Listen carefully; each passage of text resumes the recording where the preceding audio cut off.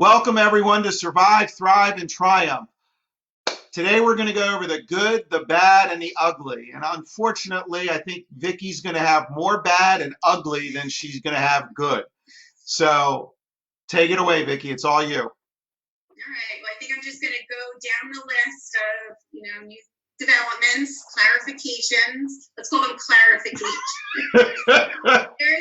There's change. It's definitely change. So the very first thing is the economic injury disaster loan or EIDL loan program updates. So that is where, probably most businesses in America were applying for the up to $10,000 grant.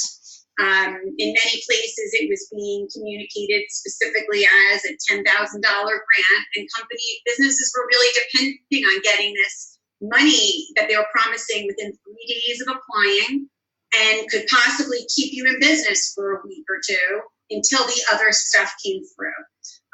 No one was hearing anything, and finally at the end of last week, the SBA said because there was so much of a need, they weren't going to be able to fund like they would, the anticipation, what they were planning to do, and they are now limiting the advance to $1,000 per employee.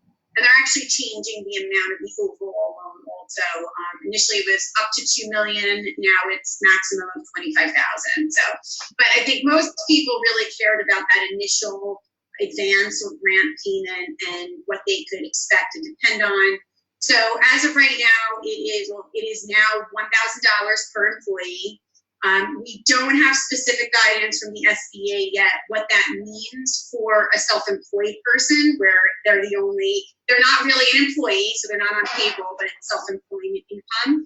I had heard that that would be counted as one employee, so the business owner would be considered an employee. And I actually take it what it's worth. So on social media, in like a tax-related posting, that someone has received it, because the money is starting to get paid out and get deposited, that someone who was a Schedule C taxpayer received $1,000. So take that. I mean, that's kind of what I thought was going to be happening, and someone seemed to confirm it, but we're going to have to just see. No one knows for sure. It's not documented specifically anywhere. I got two questions before you move on with that. Sure.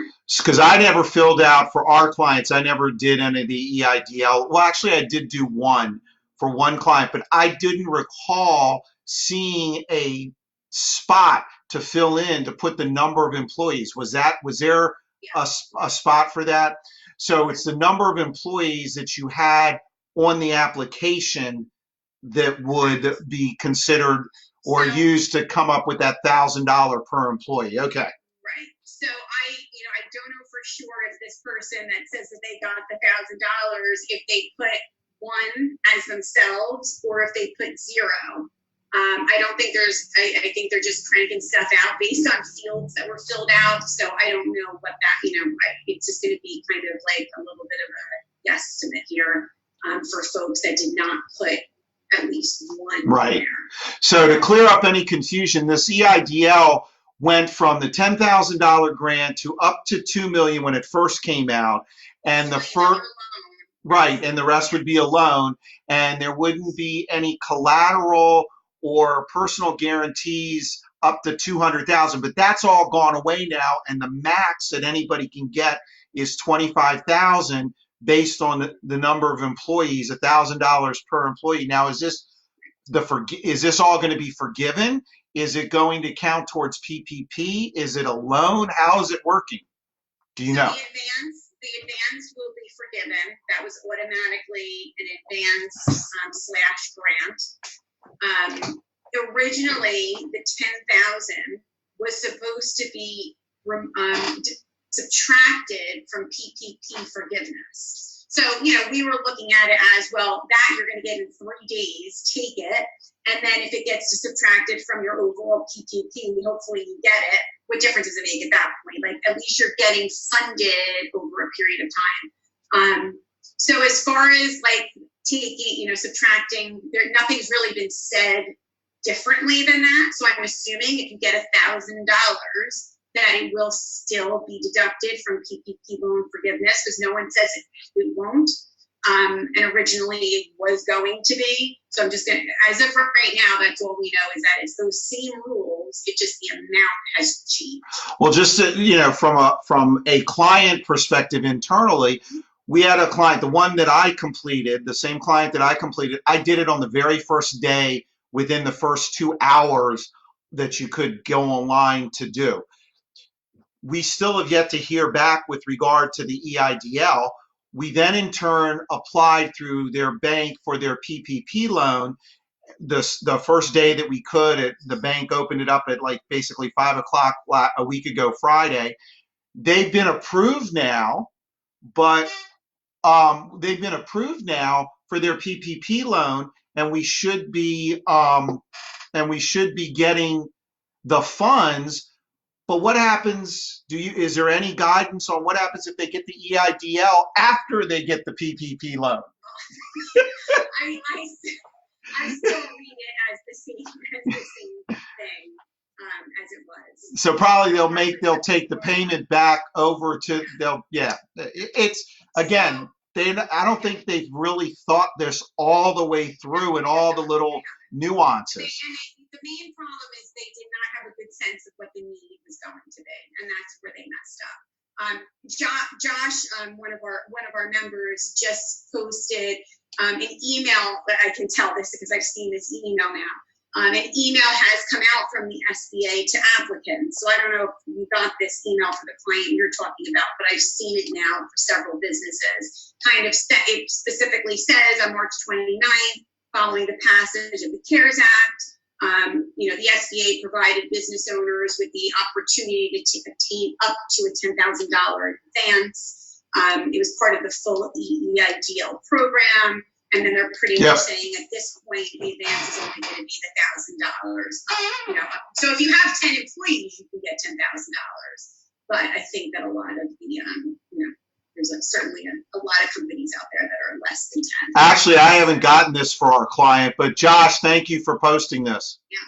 So, and again, I'm like, thank God for social media because there's a lot of information out there of people's experiences so far.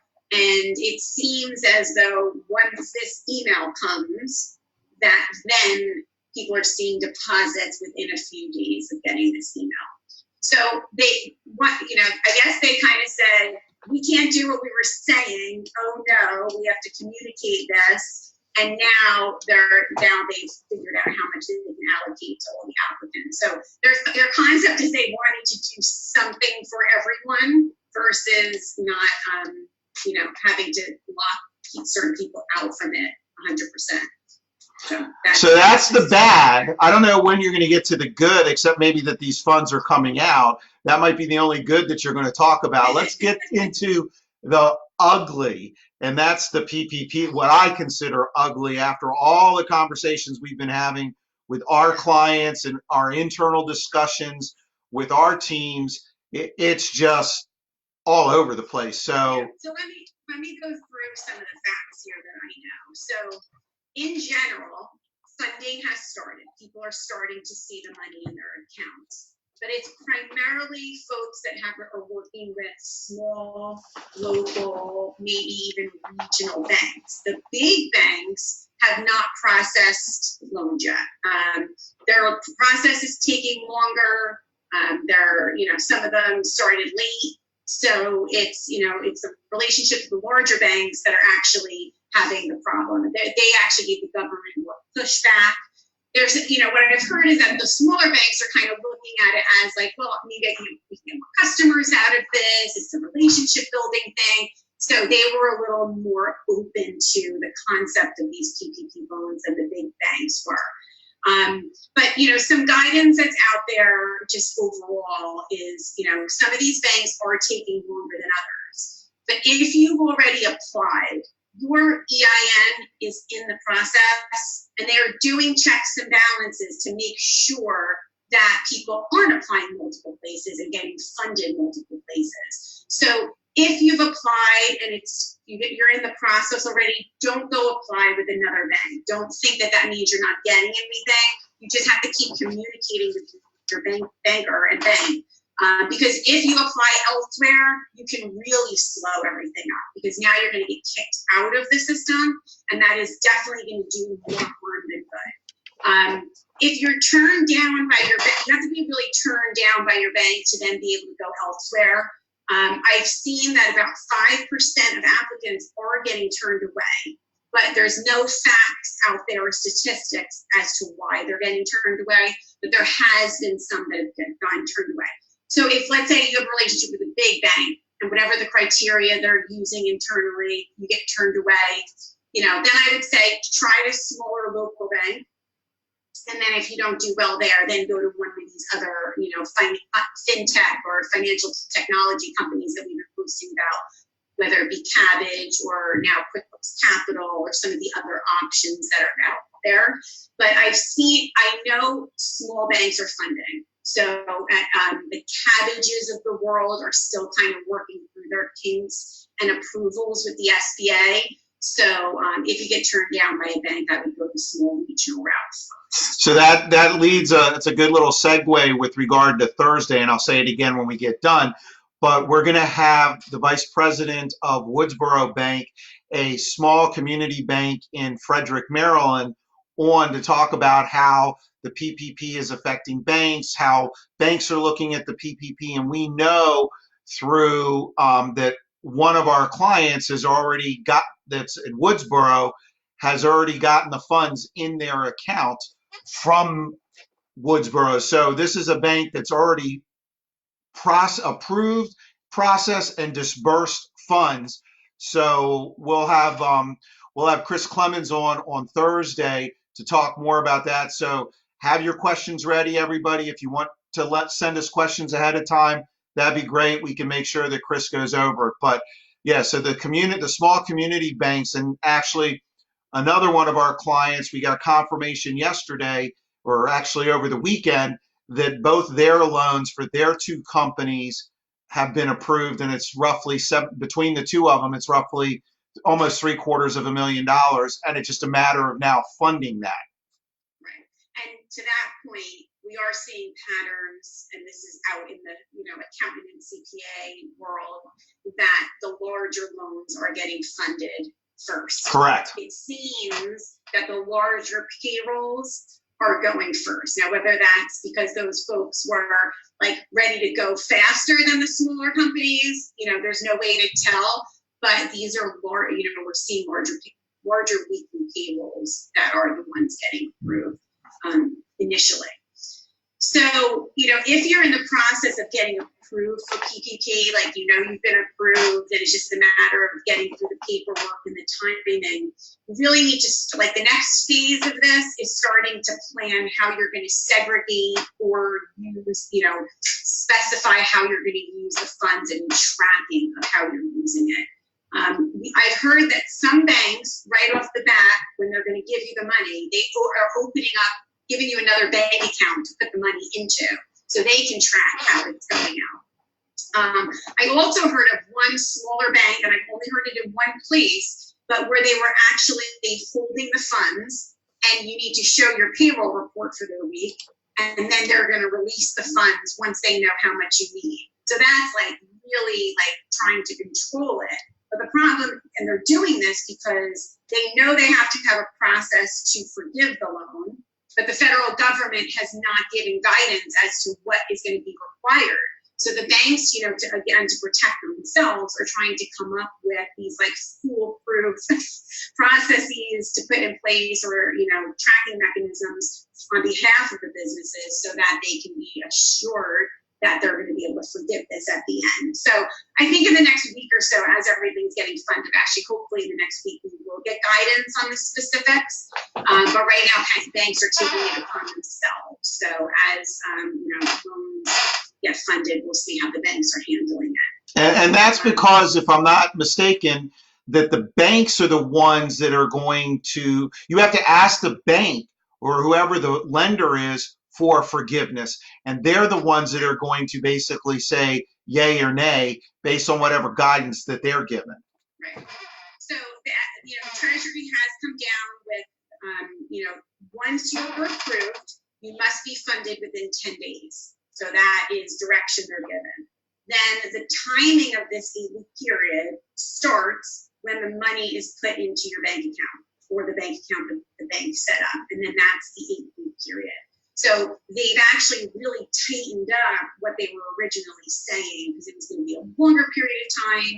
You could like kind of backdate it. Now it's specifically, you get the money, it's for 8 weeks. And what they've said is, even if you've let your employees go, like they want to be paying people, 75% of that loan is to be paying payroll.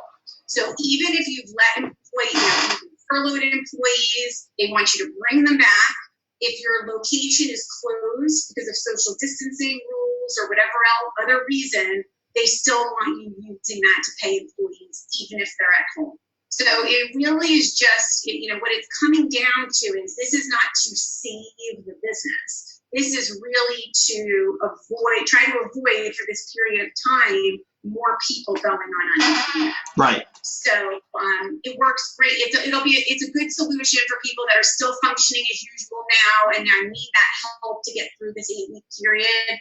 But for those businesses that were impacted, like right away, the restaurants, the salons, all those folks, it's going to be hard to, you're not going to be able to reopen and use the funds to pay people. It's more going to be paying people just to hold on to them until it's time to, when you can reopen. Well, what I agree. I mean, what we were talking about earlier is two things specifically. One, this just appears to be another subsidy for unemployment and another channel to funnel unemployment funds to workers. It's not really to help businesses stay afloat during the time. And then the other sadder thing about this is no one is thinking past 8 weeks. So what's going to happen in 10 weeks? What's going to happen when if there's going to be lots of businesses that are not going to survive, even though they brought their employees back to pay them through this PPP loan, even though their employees are basically sitting there twiddling their thumbs because there's no business to do, whatever that business is, but they have to be paid. So to me, I would have a lot of concern. What is this going to mean in the long run? And are they going to bring something about for 10 weeks from now? In other words, after May 31st? Or is this just everybody's thinking, oh, we're going to have the social distancing, the stay at home or stay in place orders are going to be removed as of May 1st or sometime in May. And then all of a sudden, miraculously, everything's going to come back to normal. I was reading an article with regard to how Israel is planning to bring back their economy. And they have it basically in 5 phases. The tech and the service businesses will be the first phase to come back because there's fewer interactions with face-to-face or face-to-face type of interactions. Phase 3 is when hospitality and restaurants are going to be coming back. So it's just like, okay, so phase 3, if we follow the same timeline, when is phase 3? Is it June? Is it July? And so what does that mean for all of these businesses that are only getting an 8-week time frame to subsidies? But so we know they're working on a CARES Act, another program. We don't know what that's going to be. I think that every businesses and the organizations that support businesses are all making this point. What happens after the 8 weeks? I'm hoping that once we start having these plans in place, that the governors are saying when things will start opening, that there'll be more clarity for then the federal government to come in and say, okay, we're going to subsidize or whatever they're going to do for the periods of time. But yeah, there's a lot of unknowns, and it's just unfortunate that things have changed. So, you have the original CARES Act, like we were talking about before, then they gave additional guidance, then there's questions and answers that they're releasing every day that are different than the original CARES Act. So the specific 8-week period, and it's starting within 10 days of funds being dispersed, that is not what the Act says. The Act says from February 15th to June 30th, you can use the funds. And that is not the case any longer. So it's very hard to track and advise And all we can do is work with the information that we have at the moment and hope that this kind of smooths out over time. I know one question from a timing perspective, and I don't know if you even have an answer for this, and maybe it might be a good question to wait and ask Chris on Thursday.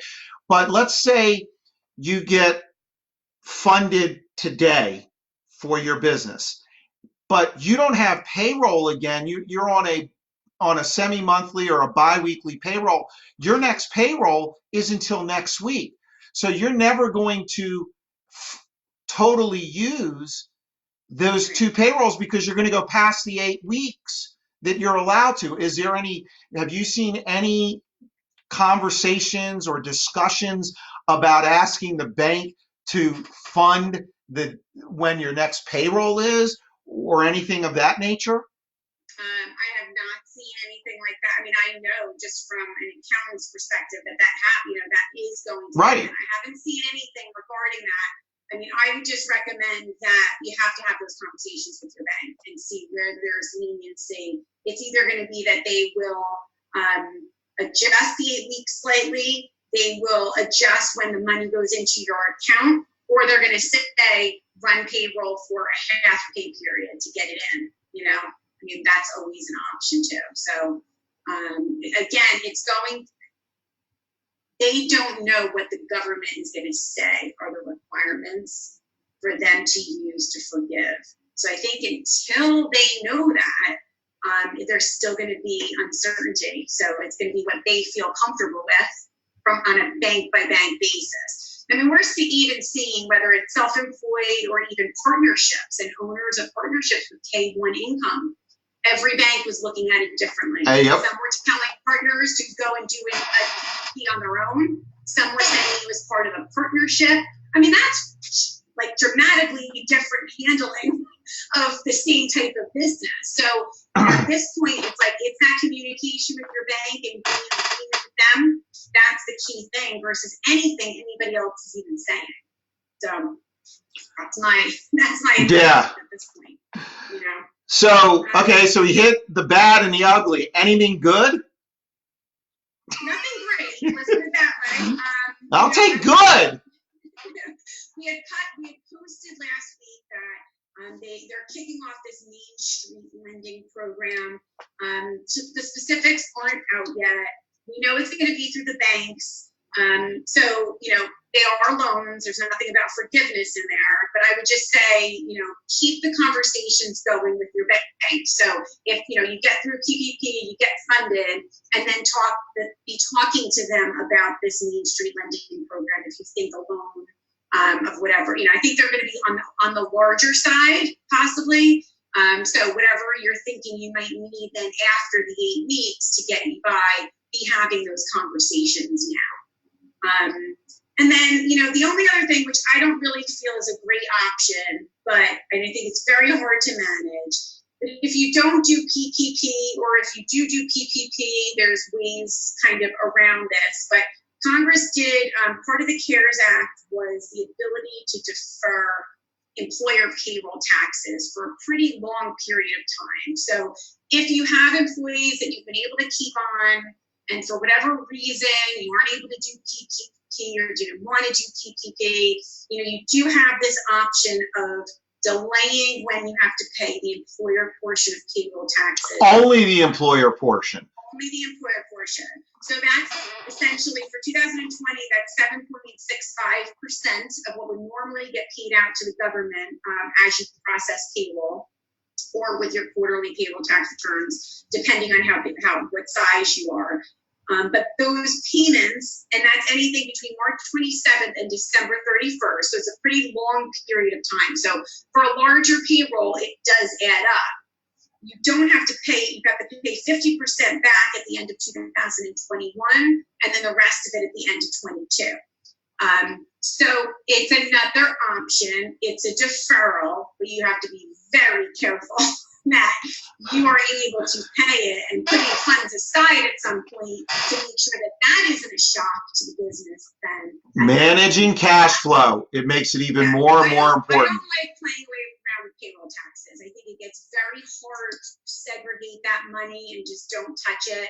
And I think it's really like the worst Band-Aid out of all of them, but it's there. So it's just something that I felt. Is there any interest that they're charging on it, or is it interest free? I believe it's interest free. Yeah. But again, like you said, I mean, we see it all the time. Cash flow, cash flow, cash flow. You got to manage cash flow. And if you keep thinking, oh, this is the end of 2021, the end of 2022, you forget about it. You haven't put it into your cash forecast. I don't think it's the best way to go. But if it's the only way you can go. Right. I would recommend it if you had just a short cash crunch, and that was just going to get you by paying people for like 2 weeks, and then you could like make up for it as the time goes by, but not for that long a period of time. Not, nothing extreme here, because it'll definitely come back to bite you. Oh, without a doubt. Yep. Yeah. And usually we're usually in reverse roles. I'm the one that's saying, okay, we'll stretch it out a little bit, and you're the one that's being, what did you call it? I was saying cautious Chloe, and you said no, factual Franny. Factual Franny. I am cautious. I don't like this, so I'm specifically saying I don't like it. But I just want people to, that people who want to know that it is something else out there, because I'm finding that in the news, and now that everyone sort of understands PPP and people know they're not getting EIDL, you're starting to see the conversations around some of these other things. And I think that anytime someone says deferral, it sounds like a great quick fix right now. And I just really wanted to make the point that only for a little bit of time. It's a double-edged sword. I mean, it really is a double-edged sword. Yeah, yeah. And then just to make the point, it also, so employers with employees, that type of payroll accounts for, and it also, for self-employed, the employer portion of self-employed taxes, although I don't really know how they're even handling that, because that's calculated at the end of the year. Right, yeah, exactly. So, all right, well, that's what you got for this week, or this day. So on Thursday at 12:30, we're going to have Chris Clemens from Woodsboro Bank, unless he gets totally slammed and we lose him. But as of right now, that's what we're planning on. So, Vicki, thanks again for keeping everybody up to date and keeping us in the straight and narrow, as they say. And everybody, stay safe and keep your distance. And until Thursday, we'll talk to you all then. If you have any questions, throw them into the group, and we'll be knocking them out. Talk to you soon. All right. Thanks, everybody.